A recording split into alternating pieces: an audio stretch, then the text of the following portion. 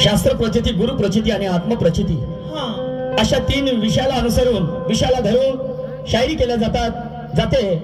आमचे पूर्वज आम्हाला सांगतात बांधवानो. आणि म्हणून आमची शास्त्र प्रचिती झाली, गुरु प्रचिती सुद्धा झाली आणि आता आत्म प्रचितीकडे वळतो आहे. आणि म्हणून शांत चित्ताने बसा बांधवानो, मजा फार येणार आहे.